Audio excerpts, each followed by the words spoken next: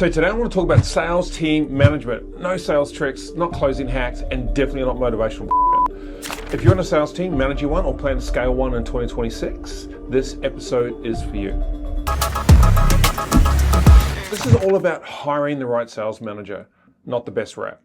So this is where most sales teams fail before they even start. They confuse great sales performance with great sales leadership. If you get that wrong, you're in deep, deep trouble. They promote the top rep or the top agent. So what they're doing is rewarding volume. You know, companies do it all the time. I've been really guilty of it. So you are rewarding good salespeople, their charisma and the volume that they can put through sales. And then you get shocked when the standard slips and sales go down. So hiring a sales manager is not about finding someone that can sell. It's about finding someone who could design, run, and enforce a sales system. Of course, experience matters, I get that. Sales knowledge, it matters, I get that. But what beats all of that is strategy, data literacy, financial understanding, emotional control, and leadership strength. I always really want to underpin leadership strength with the caveat, right, is that what we're talking about is a strong personality underpinned by making really good decisions and being honest and transparent. So a sales manager's job is not to be liked. It's to hold standards under pressure. Sales management is super hard. It's full of conflict. It's constantly managing underperforming agents. It's super uncomfortable. You have to have those conversations every single day. That requires strength in a leader, right? If you need someone who is comfortable being uncomfortable, that's probably the right sales manager. You don't need a sales manager who can sell, because they shouldn't be. Yeah, they'll have a KPI, but they should be handling the bigger deals while the other deals go to the team. Okay, so for an example, your best rep might be brilliant with customers, but avoid performance and hard conversations. They might not know anything about reviewing data, and they certainly don't know how to terminate someone. Why? Because they don't have any experience. But we promote them, and I've done this many times. So a real sales manager can read data, manage people, and make hard calls without emotion. So hire a leader, not a good salesperson. Build the model and align sales leadership to it. So model. And I'm not talking about the pretty models you want to date. I'm talking about the business models that you need to follow. So before anyone makes a call, sends an email, or books a meeting, the sales model must exist, right? And it's not loose. It's not implied. It's not, well, we'll figure this out as we go. You can't do that. Not in a high-performing sales team. And this app's all about high-performance sales teams and high-performance sales leadership. The CEO and the sales manager must be fully aligned before the team is even aware the plan exists, right? So this alignment includes the sales objective for the year, revenues, margins, and certainly expectations. Team structure and roles around management style and cultural standards. Underpin cultural standards, super critical to get that right in the sales team. Talk about it before the sales manager starts. You'll talk about pricing and discounting. You have to be on the same page with that. And how performance will be managed. What, Lawrence? Seriously, how will you manage performance? You have to talk about that, and how underperformance will be handled. How do you communicate it? And what are the 3 or 4 pillars that you have around it? We have 3 pillars around it. It helps us as a team make accurate decisions based on underpinned models and foundations, right? Based on experience. So everything must be spoken about. Everything must be agreed upon, and there's no assumptions. Misalignment at the top always leaks downward. Sales teams feel uncertainty immediately. They can see it in the manager and see it in the management team. So high performance comes from stability, transparency, and honesty. People perform better when they know exactly what the winning playbook looks like and how they're measured against it. That said, alignment does not mean comfort. Sometimes people think that. It doesn't. A strong sales manager must still have hard conversations. Have them early, be very goddamn direct, and do it without emotion. You have to remove the emotion. So if a CEO expects aggressive growth, for example, right, and the manager is quietly prioritizing, say, harmony, culture, and comfort, right, the team will receive mixed signals. Targets feel optional, like they don't have to do them, and performance is out the door. So alignment creates confidence, and confidence creates execution. And that's how you win. Data, get it right before you hire. Data. This cannot be overstated. Man, I tell you, this is probably the most important thing. I should have put this as number one, but I didn't. It's number three. So, look, do not hire a sales manager and then hand them a messy, unreliable, or incomplete data set. Like, you're actually teeing them up to fail. Like, what would be the point of that? So that's not leadership. Essentially, that's sabotage. That's aggressive, Lawrence. But think about it like that. Like, if you expect a manager to run performance and a high-performing team and be accountable across their forecasting and trusting the numbers that they deliver to their team, you have to give them good numbers, right? So we just spent 3 months analyzing our numbers for 2025, even before financially, from an accountancy perspective, we closed out the year, because we have to get it right. The calls, the appointments, durations, like conversion rates, well, you have to get all that right. Then you have to give that to the sales manager when you recruit a new high-performing sales manager. So that requires a clean CRM with defined stages, clear definitions of leads, deals, wins, losses, whatever you call it. An accurate finance data that matches the sales data. So consistent reporting rules across the business are super critical to get right. Like any high-performing sales manager who is worth their weight in gold, by the way, who can just turn your company around, if they don't ask for that and they don't question it, they're probably not the right person. Like, that's a bit of a pro forma for me, is seeing what the sales manager through the interview process, what questions they ask you.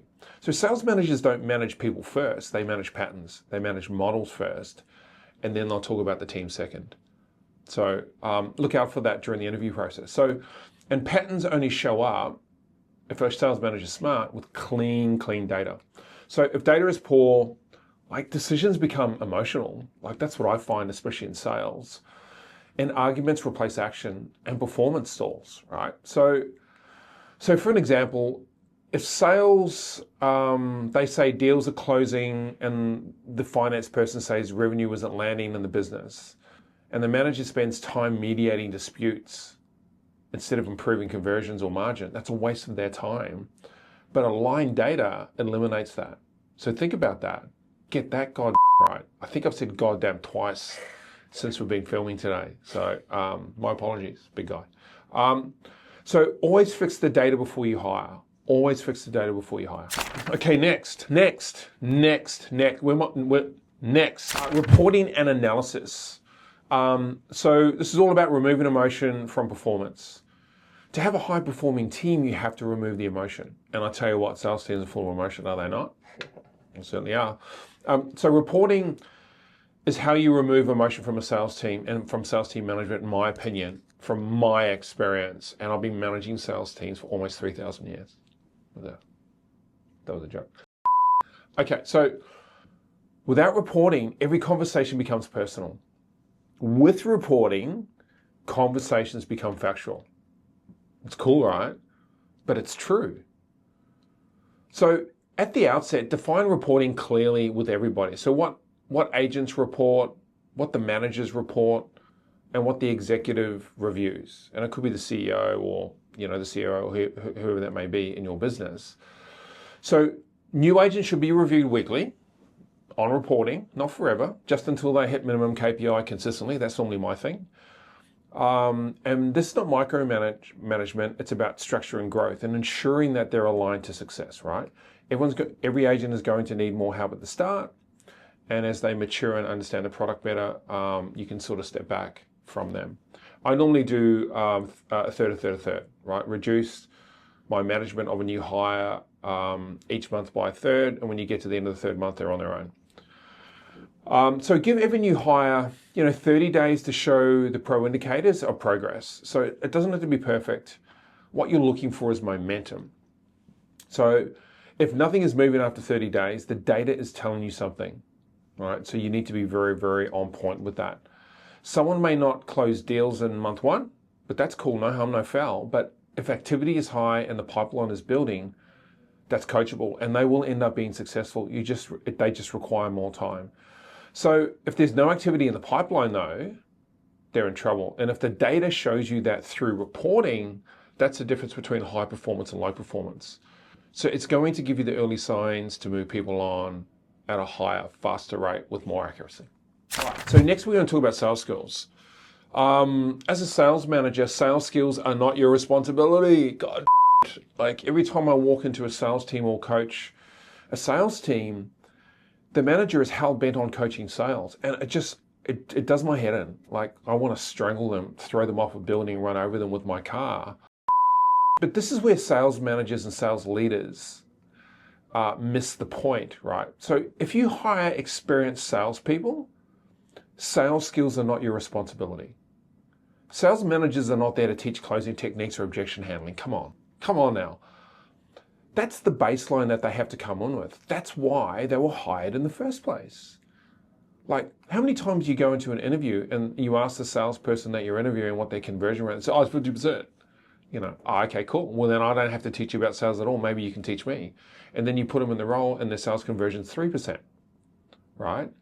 So they have to, if you want to build a high-performing team, they have to come in with the skills in their tool bag. Your role as a leader is to build the environment where good salespeople can perform consistently and thrive. That's your job as a sales manager. What is your responsibility is everything around the sale. So as a sales manager and a high-performing sales professional, you are there to train and reinforce product knowledge, customer understanding, customer journey, the sales model, the deal flow, KPIs, expectations, company policies, standards, behavior. That's your job. High-performance salespeople don't want sales training. If they do, you need to ask the question, is this the right person for the team? So high performers just want clarity and autonomy. If performance drops, leaders often default to more sales training because it feels productive. It's very unproductive. I want to say that again. When performance drops, most sales managers train sales to their team. Sales techniques, closing techniques, discovery techniques. And in most cases, that's the wrong lever. Now, I've done that year after year after year after year, but what I'm realizing is that the market has changed. So when the market has changed, the customer sees everything differently. So you have to change with it. So before training skills, ask better questions. Do they understand the product? Do they understand the customer? And do they understand the model and expectations? Like, a high-performing team need to understand that up front. If they do and performance is still poor, it's not a training issue, it's a fit issue. That means you may have hired the wrong person. If a rep knows the product, follows the process, and still can't hit the target, there is no amount of sales training that will fix that. That's a role or capability mismatch. So teach the model, set the standard, and let them perform, or move them on. Reporting. High performance teams are managed through consistent reporting, not gut feel, right? I used to manage on gut feel. It doesn't work. You can get the team to a certain level, but man, you can't get them beyond that, and it's unscalable, right? So reporting creates rhythm. Rhythm creates discipline. I'll say that again. Reporting creates rhythm. Rhythm creates discipline. You should put that on a t-shirt, Henry. That could be a good t-shirt. So look, every level should know, I guess, what gets reported, when it's reported, and how it's reviewed. That you have to be very clear about that with your team. Next, my management hierarchy is simple and non-negotiable. So behavior first, policy second, KPI performance last. That's what we manage all of my businesses on. And this year, we're about to get, I wouldn't say strict is the right word, but about to deploy and execute against that. Like, it's what a high-performing team should attract to, really. So, those are my three pillars in that specific order, because behavior and policy and breaches damage the business long term before the numbers ever do, right? So you have to really stay on point on that. That's why I have them in that order. So an example could be a rep is hitting target, but damaging customer trust or team culture in the long term. And that becomes a really substantial liability for a team, for a leadership team, for a business. So you have to remove them early. All right, accountability. The missing ingredient. It's a big one for me. I tried to whistle in, it didn't work. Anyway, let's just move on. So nothing works without accountability. Not culture, not targets, not performance. This is probably one of the lessons I've had to learn in sort of the last 12 months or let's just say the last couple of years. We flatlined a little bit, right? So accountability is the mechanism that turns intention into execution. That's probably how I see it now. So and accountability means having the hard conversations early and having those conversations frequently and often, right? Most managers avoid these conversations. They delay them. They hope things improve organically, and then they hide under a blanket. Hope is not a strategy. It's just not. So when accountability is missing, entitlement creeps in. You don't want that. No one wants that. Standards soften, and high performers notice it immediately, and then they become weak, or they leave, which is even worse. So strong sales cultures are built on clear expectations and consistent consequences. Let's underline consistent consequences. You have to hold people accountable. So pay your people well, support them properly, give them the tools to win, but be very clear. Hit the KPI or move on. Long pause for dramatic effect. But seriously, hit the KPI or move on. Do anything you can do to make them successful. That's your responsibility. You have a responsibility to the hire to do that. But you don't carry that on too long, and top performers will see it and they won't like it.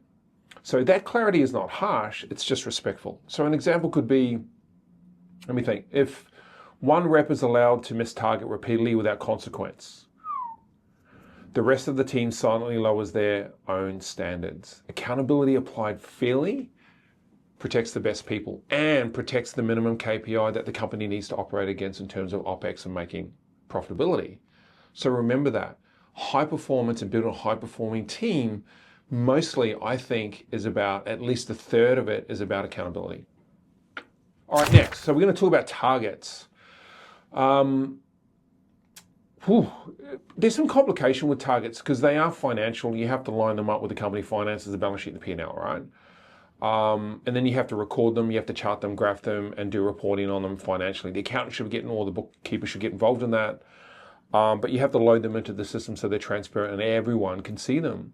And the CEO should be held accountable to those numbers. That said, you have to make them real and you have to layer them. So targets must feel achievable and believable, right?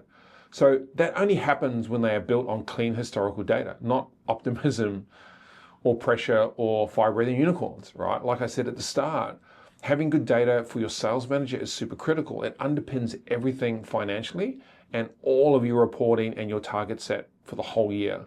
If you that up, you're in big trouble. So this is where credibility with your sales team is earned or lost. I recommend 2 clear layers. This is what I do. The first thing is the minimum KPI. So that protects the business. Look, it covers your costs, your OPEX, and delivers a modest, predictable profit to the business, right? As a CEO, you have a responsibility to do that, first and foremost. If you have a board, you definitely have a responsibility to do that, and they'll hold you accountable to that. Second would be targets. So KPI and targets are 2 different things. So the target, this is where performance is rewarded, right? So my idea would be, this is where people earn real money, and this is where they push themselves. So get them involved in picking their target. No harm, no foul if you don't agree with it. Remember, you've got your KPI to fall back onto. But a high performance team, you'll notice some of the communication that'll come around agents picking their own targets, right? This is all about their growth. Top performers love this. Low performers don't really know. They pick a random number and they don't know why they picked it and they kind of don't believe in it, but they just give it to you anyway. So involve the team in setting the targets. Look, do not involve them in setting the KPIs. That's the company's IP. That's not theirs. You set the KPI, you recruit up to that point. If they can't make it, get rid of them. Top performers, you want them to come in and say, oh, I can probably do 30% more than that this year. So that's the cream. Is it the cream or the cherry, or is it both on top? Oh, no. Cream on the crop. The cream of the crop. Cream on the crop. What? So KPIs are owned by the company, owned by the business, and targets are where performance is shared, right? So this approach creates buy-in without diluting standards. You want that. And if someone cannot meet the minimum KPI within the agreed time frame, move them on. Don't get emotional about it. Just be professional about it. You have to move them on. An example could be top performers don't argue about targets, right? Or complain that they're too hard. This is what they do ask. They go, what levers do you think I need to pull to exceed them? Or what do you think I need to do to meet them? Or can we sit down and do some coaching around meeting those examples? Like, that's what really matters. So when targets are credible, high performers lean in rather than push back. Low performers always push back. It's an indicator. Next, keep it simple. So control the narrative and own the sales IP. That's a CEO company responsibility, but it's also a sales manager responsibility. This is a core sales leadership responsibility I'm talking about. So the company must own the sales process, not the individual owns the sales process. If sales lives inside the sales agent's head instead of inside the system, you don't have a sales team. You have a collection of individuals. And that is super dangerous. Ask me how many times I've done that. What? Yeah, a lot. I've done a lot. It's been a big mistake for me. So, because when the individual leaves, the sales go with them. And then you're in trouble, right? So strong sales leadership means controlling the narrative, the process, the intellectual property of how the deals are done, right? So that means everything is documented and repeatable, right? Creates consistency. So deal flow, sales flow, touch points, follow-up timing, qualification criteria, handover points, discounting, you name it. That all needs to be within the model. So everyone should be able to explain exactly how a deal moves from lead to close. And the company needs to own it, and the sales manager needs to own it, and it needs to be documented. So your avatar must be defined by data. That's your customer.